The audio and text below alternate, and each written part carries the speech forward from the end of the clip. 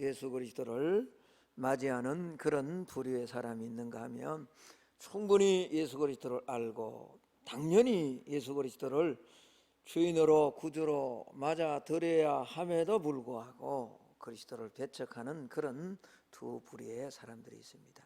성도는 마땅히 후자가 되어야 됩니다.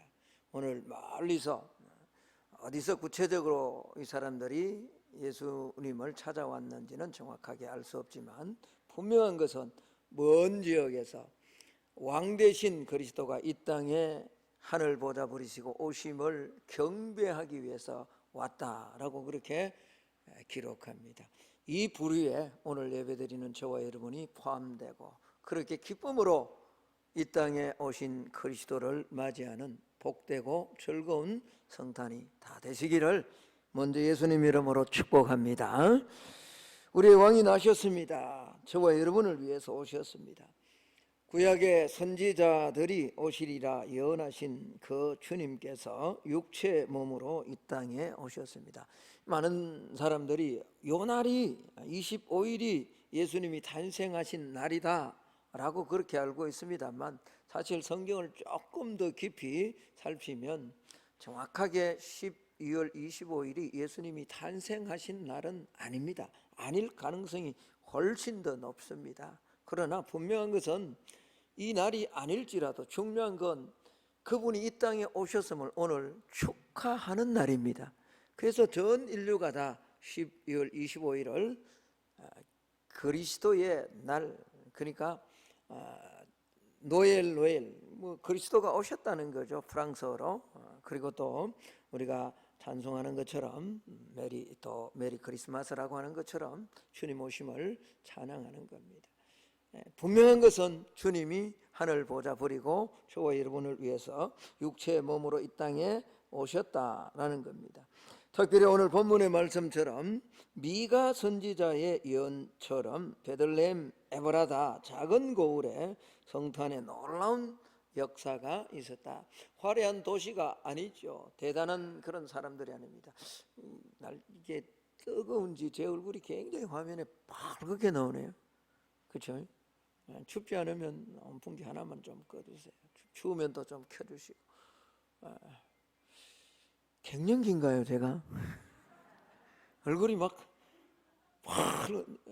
지난주도 막 이렇게 얼굴이 붉었다 그랬는데, 내가 화면을 보니까 얼굴이 붉었네요.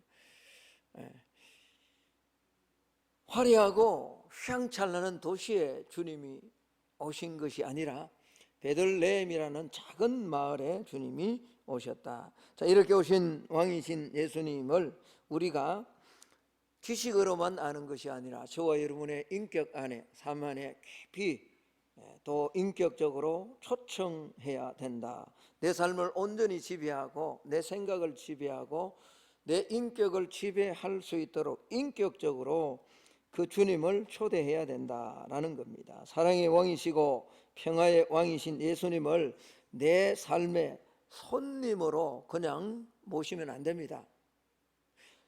성탄절 보내면서 뭐 여러 캐롤송 부르고 다 노래는 부르지만 정작 주님을 내 삶의 주인으로 모시지 못하고 그냥 한 손님으로, 장식품으로 모셔서는 안 된다라는 겁니다. 오직 저와 여러분 안에, 삶 안에, 인격 안에, 믿음 안에 주인으로 모실 때 성탄의 참 기쁨은 저와 여러분 안에 역사할 줄로 믿습니다.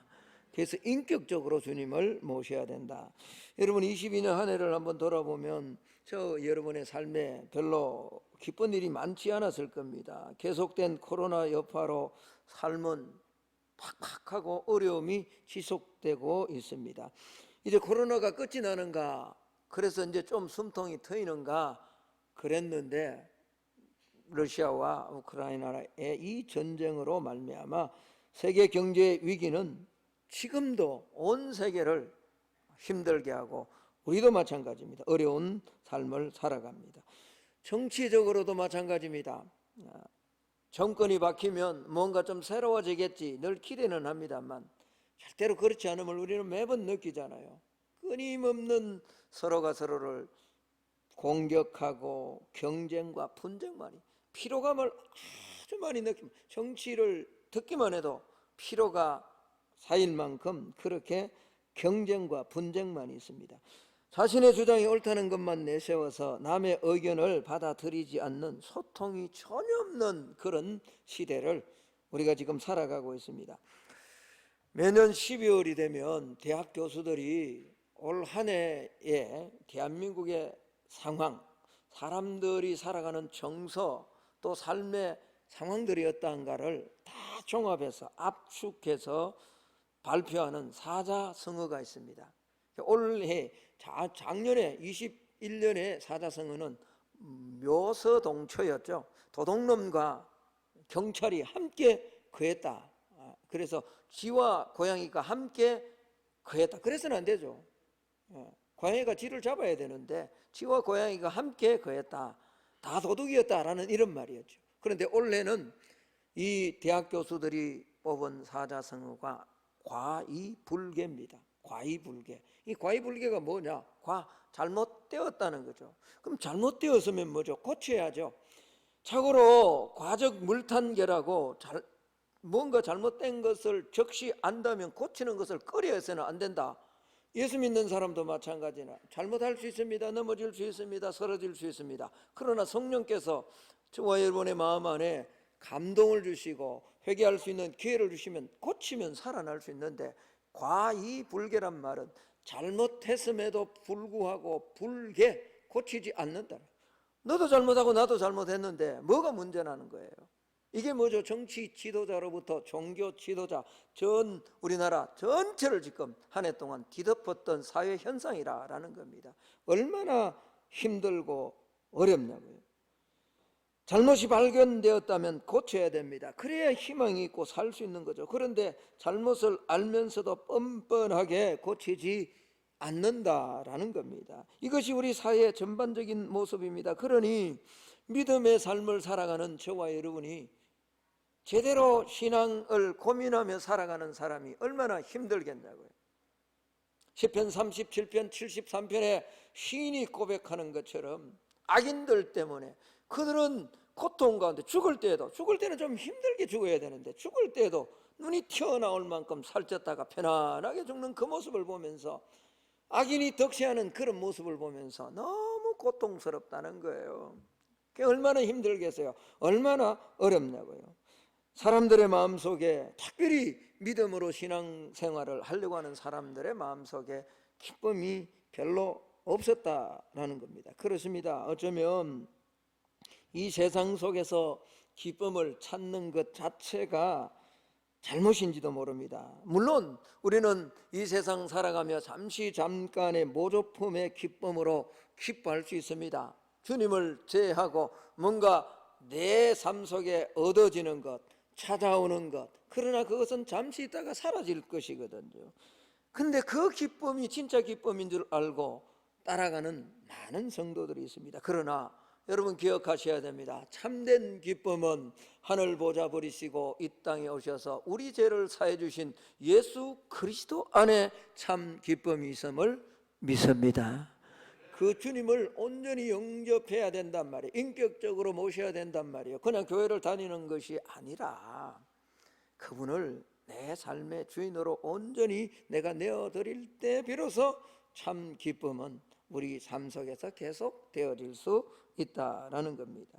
우리 주님이 이 땅에 하나님의 영광의 본체를 버리시고 오신 목적이 저와 여러분의 죄를 사하고 우리에게 영생을 주시고, 진짜 기쁨, 모조품 기쁨이 아니라 잠시 얻은 것, 잠시 가진 것, 잠시 있는 듯한 것, 그것 때문에 기뻐하는 그런 기쁨이 아니라 시편 4편 7절의 말씀처럼 주께서 내게 주신 기쁨은 저들의 곡식과 포도주가 풍성할 때보다 다하다라고 하는 것처럼 변하지 않는, 그분이 내게 주신 그 영생으로 말미암아 주어지는 그 기쁨을 우리가 주님을 인격적으로, 이 땅에 오신 이 주님을 인격적으로 모실 때 우리가 누릴 수 있다라는 겁니다. 오늘 성탄절을 맞이해서 왕으로 오신 주님을 모실 때 주께서 우리에게 어떤 기쁨을 주시는가 한 두 가지를 살피기를 원합니다. 첫 번째는 언약의 성취를 목도하는 기쁨이 있다라는 겁니다. 무슨 말이냐? 하나님의 말씀이 내 안에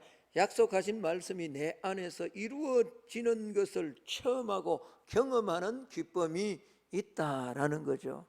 여러분, 예수님은 헤롯 왕 때 유대 베들레헴에서 탄생하셨습니다. 오늘 2장 1절을 한번 볼까요? 헤롯 왕 때 예수께서 유대 베들레헴에서 나심에. 여러분, 예수님께서 탄생하신 이 베들레헴은 오늘날은 팔레스타인 자치구역이죠. 예루살렘에서 한 남서쪽으로 8km에서 9km 정도 됩니다. 학자들에 의해서 이 고지가 해발 800이다 아니면 600이다 뭐 그렇게 이야기하는, 대체로 한 800고지 정도 된다라고 볼 수 있습니다. 그런데 이 아주 작은 인구, 지금 현재는 인구 한 3만 정도 되는 아주 작은 도시입니다. 거의 뭐 도시라기보다는 시골 촌이라고 그렇게 볼 수 있죠. 그런데 이스라엘이 이 이스라엘 땅을 회복하면서 팔레스타인과 이 교전 가운데 이 땅은 사실은 팔레스타인 자치구역이 됐는데 하도 분쟁이 일어나고 테러가 많이 일어나니까 가보신 분은 압니다만 그 작은 인구 3만의 베들레헴을 높이 9m 정도의 아주 콘크리트 벽으로, 그것도 한 겹이 아니라 이중문으로 그렇게 완전히 둘러싸여져 있는 고을이 이 베들레헴이라는 그런 촌입니다. 그러니까 육지 속의 섬과 같은 거죠. 그곳에 들어가려면 아주 보안 검색을 아주 철저하게 받아야 들어갈 수 있고 나올 수 있는 그런 땅입니다. 물론 이제 예수님 탄생 교회가 있는 그 교회는 이 관광객들이 자유롭게 들어가서 관광할 수는 있습니다. 그러나 이런 아주 작은 고을이 베들레헴이다라는 겁니다. 뿐만 아니라 이곳은 다윗의 고향이죠. 사무엘상 16장 18절에 보면 베들레헴 사람 이세 아들 다윗을 이렇게 표현합니다. 그러니까 다윗이 이 베들레헴에서 나서 자랐다라는 그런 말이 되겠죠. 여러분, 예수님께서 오늘 이 다윗의 고향에서 났다라는 이 의미가 뭘까요? 이 말이 무엇을 의미할까요? 그건 다름이 아니라 예수님께서는 다윗의 후손으로 오시겠다라고 하신 예언을 이루셨다라는 그런 말씀입니다. 여러분, 저와 여러분이 예수를 믿는다라는 게 뭘까요? 근데 내 확신을 믿는 겁니까? 내가 기도하면 막 열심으로 지성이면 감천이라고 그렇게 기도하면 하나님이 응답해 주는 그걸 믿는 겁니까? 예수를 믿는다라는 것은 하나님이 약속하신 하나님의 말씀을 믿는 겁니다. 할렐루야. 하나님이 하신 약속, 구약에 하신 약속, 신약에 하신 약속은 반드시 이루어질 것을 믿는 거죠. 우리의 삶에 기도하는데도 여전히 바뀌지 않아요. 변화가 없어요. 내게 무언가 내가 원하는 것이 이루어지지 않아요. 그럼에도 불구하고 하나님이 약속하셨다면 그 약속의 말씀은 1.1획도 변하지 않고 반드시 성취됨을 믿는 것이 우리가 믿는 믿음이잖아요. 그러니까 예수 그리스도를, 이 땅에 오신 예수 그리스도를 구주로 모실 때 어떤 기쁨과 어떤 은혜를 누릴 수 있느냐, 그 하나님이 하신 약속이 내 안에서 이루어짐을 내가 경험할 수 있다라는 거죠. 여러분, 믿는 자는 하나님께서 약속하신 말씀대로 이루신 분이라는 것을 믿는 자가 믿음의 사람입니다. 약속을 지키는 분이라고 믿는 거죠. 주님이 베들레헴에서 나셨다라는 것은 바로 하나님 주신 약속이 그대로 이루어지는 기쁨이 믿는 자에게 주어짐을 말씀해 주고 있다라는 겁니다. 그렇습니다. 하나님은 약속의 하나님이십니다. 아브라함의 후손은 그에게 주신 약속을 이어받는 자죠. 약속을 주시는 하나님은 우리에게 믿음을 요구하십니다. 하나님께서 아브라함에게 주신 약속은 믿음을 따라 상속되는 거예요. 유대인에게만, 아브라함의 후손 육적인 후손에게만 그렇게 믿음이 주어지는 것이 아니라 그 아브라함에게 주신 약속의 말씀을 믿는 모든 후손들에게도, 영적인 자녀들에게도 이런 믿음이 요구된다. 그대로 믿어야 된다라는 그런 말이다. 그래서 아브라함의 혈육에서 난 자가 아니라 아브라함의 믿음을 따라 사는 자를 아브라함의 후사로 여기는 겁니다. 그러므로 약속을 받은 자들에게는 소망이 있는 겁니다. 소망이 있는 자는 인내할 수 있는 것입니다. 여러분, 우리가 인내하는 이유가 여기에 있는 거죠. 우리 모두는 믿음 안에 삶을 살아가지만 서론에 말씀드렸던 것처럼 여전히 환난이 있습니다. 지금도 어려움이죠. 오늘 예배를 들으면서도 뭔가 걱정과 근심이 있는 분들도 있을 겁니다. 그러나 기억하셔야 됩니다. 우리가 겪는 환난은 절대로 영원한 것이 아닙니다. 잠시 받는 환난입니다. 고린도후서 4장 17절에 우리가 잠시 받는 환난에 경한 것이 지극히 크고 영원한 영광에 중한 것을 우리에게 이루게 합니다. 이 땅의 삶을 살아가면서 우리가 고난이 있다고요. 예수를 믿음에도 아픔이 있다고요. 환난이 있다고요. 왜 그러면 그리스도 안에 있는데 환난이 있습니까? 주님의 약속이 이루어지는 날까지 기한은 정해져 있는데 왜 그런 환난, 이런 환난이 없었으면, 이런 고난이 없었으면 좋겠는데 왜 고난이 주어지느냐? 그건 다름이 아니라 우리가 하나님의 상속자이기 때문에 그렇다는 거예요. 그리고 그리스도와 함께 영광을 받기 위해서 우리에게 고난을 주신다라는 거예요. 로마서 8장 17절 18절의 말씀 우리 같이 한번 읽어보기를 원합니다. 시작. 자녀이면 또한 상속자 곧 하나님의 상속자요 그리스도와 함께한 상속자니 우리가 그와 함께 영광을 받기 위하여 고난도 함께 받아야 할 것이니라. 생각하건대 현재의 고난은 장차 우리에게 나타날 영광과 비교할 수 없도다. 왜 우리에게 고난이 있냐고요? 왜 우리가 예수 믿는 하나님의 자녀인데 고난이 있냐고, 아픔이 있냐고요, 환난이 있냐고요, 해결되지 않는 문제가 여전히 있냐고요. 그건 다름이 아니라 그 고난을 통해서 우리가 상속자니까, 그리스도의 후사니까, 아브라함의 후사니까, 약속을 받은 자니까 영광도 함께 받기 위해서 우리에게 고난이 있는 거예요. 그러나 기억해야 됩니다. 우리 고난은 영원한 게 아니라 잠시 받는 환난이에요. 할렐루야. 영원하지 않습니다. 우리가 받는 이 환난은 생각 한번 해보라고요. 주님 오실 때 받는 영광에 비하면 옛날 성경이 더 좋아요. 좋게 비교할 수 없는 거예요. 비교할 수 없다고요. 여러분, 저와 여러분에게 하나님은 약속해 주셨습니다. 여러분, 하나님이 우리에게 주신 약속 가운데 가장 큰 약속이 뭘까요? 한번 따라할까요? 하나님이 나와 함께 하십니다.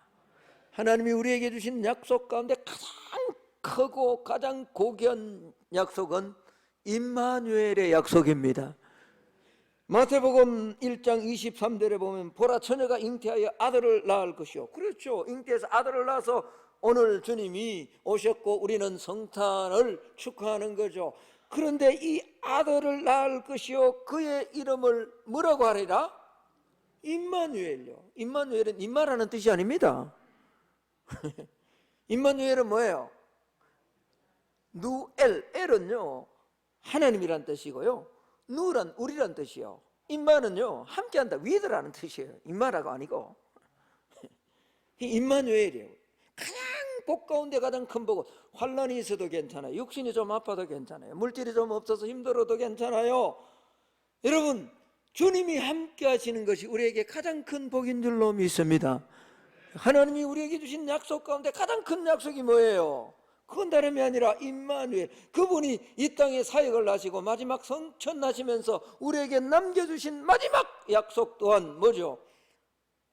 우리와 함께 하겠다는 거예요. 마태복음 28장 20절에 보면 내가 너희에게 분반 모든 것을 가르쳐 지키게 하라. 볼지어다 내가 세상 끝날까지 너희와 항상 함께 있으리라. 할렐루야.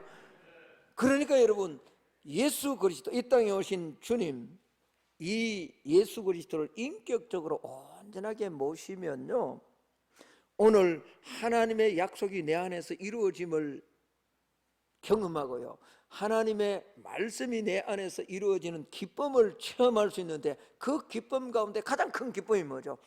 다름이 아니라 하나님이 힘들고 어렵고 질병 가운데 있고 약함 가운데 있음에도 불구하고 하나님이 나와 함께 하심을 경험한단 말이에요.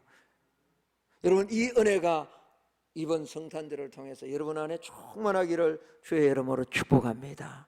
여전히 어려움이 있고 여전히 환난이 있고 여전히 답답한 일이 있더라도 하나님이 함께 하시면 두렵지 않잖아요. 내가 사망의 엄침한 골짜기를 다닐지라도 해를 두려워하지 않은 것은 주께서 나와 함께 하십니다. 함께 하십니다. 이 약속이 이루어지는 기쁨을 누리는 우리 성만의 성도들이 다 되시기를 예수님 이름으로 축복합니다. 두 번째는 생명의 양식을 풍성히 먹는 기쁨입니다. 자, 오늘 마태복음 2장 6절의 말씀을 한번 볼까요? 또 유대 땅 베들레헴아, 너는 유대 고을 중에서 가장 작지 아니하도다. 내게서 한 다스리는 자가 나와서 내 백성 이스라엘의 목자가 되리라 하였음이니이다. 여러분, 예수님께서 탄생하신 베들레헴, 여러분, 이 베들레헴의 고을의 이름의 뜻이 뭐라고요? 베이트레헴이라는 뜻이에요. 그러니까 베이트라는 말은 집이라는 뜻이고요, 레헴이라는 말은 빵이란 말이에요. 빵집이란 말이에요. 빵집. 우리 흔히 떡집이라 그렇게 말하잖아요. 그러니까 주님이 탄생하신 그곳이 뭐죠? 떡집이에요. 떡집. 예. 주님이 베들레헴에서 성탄하신 것은 약속의 자녀들에게 양식을 주어 풍성하게 하시겠다라는 그런 말씀이에요. 여러분, 오늘 마태복음 2장 6절의 말씀은 선지자 미가가 예언한 말씀을 인용한 거거든요, 마태가. 그런데 미가서 5장 2절, 3절, 4절에 보면 이렇게 기록하고 있습니다. 베들레헴 에브라다야, 너는 유다 족속 중에 작을지라도 이스라엘을 다스릴 자가 내게서 내게로 나올 것이라. 그의 근본은 상고의 영혼에 있느니라. 그러므로 여인이 예산하기까지 그들을 붙여두시겠고 그 후에는 그의 형제 가운데 남은 자가 이스라엘 자손에게로 돌아오리니. 미가서 5장 4절입니다. 그가 여호와의 능력과 그의 하나님 여호와의 이름의 위엄을 의지하고 서서 목축하니 그들이 거주할 것이라. 이제 그가 창대하여 땅끝까지 미치리라. 여러분, 여기 5장 4절에서 목축한다라는 말의 의미가 뭐냐 그러니까 먹인다는 말입니다. 예수님이 오셔서, 그분이 이 땅에 오셔서 베들레헴 작은 마을에 오셔서 그가 전 인류를 먹인다는 겁니다. 단순히 그냥 육체 인간만 먹이는 것이 아니라 그분이 이 땅에 오셔서 인간이 해결할 수 없는 제 문제를 해결하고 참된 기쁨과 영의 양식으로 매일 기쁨과 만족함을 주며 먹이시겠다라는 겁니다. 그래서 이 땅에 성탄으로 오신 예수 그리스도를 인격적으로 모시는 자는요, 늘 영육의 풍성함을 먹으며 살아갈 수 있다라는 거죠. 여러분, 이런 서름 저런 서름이 많지만 배고픈 서름보다 더 큰 서름은 사실 없습니다. 그렇죠? 배고픈 서름은 인생이 겪는 모든 서름을 대변하는 서름이다 라고 말할 겁니다. 성경은 양식 없는 자들의 괴로움에 대해서 증거합니다. 이스라엘이 약속의 땅 가나안을 떠나 애굽으로 간 이유가 어디 있습니까? 먹는 양식 때문에 간 거거든요. 우리가 뭐 인권이니 어쩌니 그런 이야기를 하지만 배가 고프면 인권이 없습니다, 사실은. 지금 우리 민족이 뭐 이만큼 정치적으로 경제적으로 이렇게 이제 배가 부르니까 뭐 여기저기 인권을 노라는 거죠. 여러분, 과거 우리가 일어나면 아침 드셨습니까? 진지 드셨습니까? 할 때 무슨 인권을 노랍니까? 그랬잖아요. 서러움 가운데 가장 서러움은 배고픈 서러움이에요. 그런데 주님이 오셔서 뭐죠? 목축하신다고, 주님이 먹이신다라는 거죠. 단순한 그런 육의 양식으로만 먹이시는 것이 아니라 주님은 우리의 영의 양식으로 우리를 풍성하게 먹이신다라는 겁니다. 여러분, 양식은 참으로 중요합니다. 그래서 출애굽 백성들이 광야 40년을 지날 때도 하나님은 만나와 메추라기를 보내셔서 그들로 먹게 해 주셨습니다. 문제는 뭐죠? 요한복음에 보면 조상들이 광야를 지나면서 먹었던 그것은 먹고 다 없어졌다, 다 썩어버렸다 그러잖아요. 그러나 주님이 오셔서 주시는 이 그리스도가 이 땅에 오셔서, 예수님이 이 땅에 오셔서 주시는 양식은 썩지 아니할 양식이다라고 말씀하는 거죠. 요한복음 6장 35절에 이렇게 말씀합니다. 우리 같이 한번 읽어봅니다. 시작. 예수께서 이르시되 나는 생명의 떡이니 내게 오는 자는 결코 줄이지 아니할 터요 나를 믿는 자는 영원히 목마르지 아니하리라. 할렐루야. 여러분, 여전히 목마릅니까? 여전히 배가 고픕니까? 잘 한번 생각해 보십시오. 육의 양식이 부족해서 아닙니다. 주님을 주인으로 인격적으로 신앙생활 하는데 여전히 종교생활 하니까 배가 고플 수밖에 없는 겁니다. 여전히 욕망으로 지금 사로잡혀 있는 거죠. 그러나 인격적으로 주님을 모시면 그 모든 욕망들, 배고픔들이 한순간에 다 사라질 줄로 믿습니다. 세상이 줄 수 없는 기쁨이 있잖아요. 할렐루야. 제가 삼상료를 말씀을 드렸습니다만, 권세를 이만큼 가지면 권세에 대한 탐욕이 없어집니까? 재산을 이만큼 가지면 없어집니까? 멋진 남자를 가지면 이성의 욕망이 아닙니다. 절대로 그런 거 아닙니다. 이 땅에 하늘 보좌 부리시고 우리 죄를 사하시기 위해서 오신 그리스도를 온전히 인격적으로 구주로 모실 때, 탄생하신 성탄하신 주님을 모실 때 우리는 결코 줄이지 않는 복된 삶을 살아갈 수 있다라는 겁니다. 그렇습니다. 옛 이스라엘 백성들이 광야에서 먹었던 만나는 썩었고 오병이어에 남은 것도 썩는 것이었지만 주님의 몸은 썩는 것이 아닙니다. 주님의 피는 썩는 피가 아닙니다. 다시는 목마르지 않는 영원한 양식이 되는 것이죠. 예수님으로 양식을 삼는 기쁨, 결코 줄이지 아니하고 목마르지 않는 기쁨이 넘치는 성탄이 꼭 되시기를 예수님 이름으로 축복합니다. 여기 베들레헴 에브라타 할 때 에브라다라는 말의 의미도 풍성한 수확이다라는 그런 뜻입니다. 풍년이 들 때 풍성함을 말합니다. 예수님이 베들레헴 떡집에 떡이 없어서 기근이 있는 것이 아니라 에브라다, 풍성한 떡집으로 주님이 오셨다. 그러니까 주님을 모셔야 되는 거죠. 인격적으로 모셔야 되는 거죠. 저는 2022년 성탄절을 보내는 우리 성만의 모든 성도들이 진정으로 인격적으로 다 예수 그리스도를 모심으로 오늘 두 가지 기쁨, 저와 여러분 안에 하나님이 여전히 함께 하심에 대한 임마누엘의 놀라운 말씀의 성취가 이루어지는 기쁨, 또 주님으로 말미암아 결코 목마르지 않고 결코 줄이지 않는 늘 풍성한 그런 기쁨이 넘치는 삶을 살아내는 저와 여러분이 꼭 될 수 있기를 예수님 이름으로 축복합니다. 예수님이 주시는 기쁨은 잠시 잠깐 있다가 사라지는 아주 넉넉하지 못한 그런 기쁨이 아닙니다. 풍성한 기쁨, 겨우 허기를 면하고 간신히 기가를 면할 정도로 적은 것이 결코 아니다라는 거죠. 그의 풍성함은 오병이어로 5,000명을 먹이고 12바구니를 남기는 풍성함입니다. 그렇습니다. 2022년의 성탄이 우리 믿는 자들로 이런 기쁨을 누리게 하는 복된 성탄이 다 될 수 있기를 예수님 이름으로 축복합니다.